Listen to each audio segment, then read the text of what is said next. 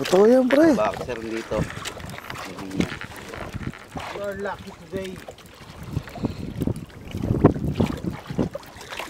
May kawaba niya naman.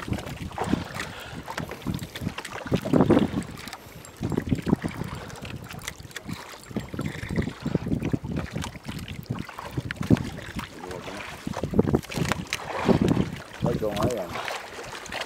Hindi. Ha? Huli. Ayan, oh. Oh, ganyan din. Sabi ko nga sa akin, parang sabit eh. Yung ganyan, inaano nila sa ano, yung laki ng bibig. Ang bibig.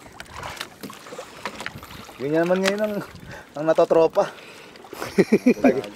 Pangit ngayon, no? Parang biya.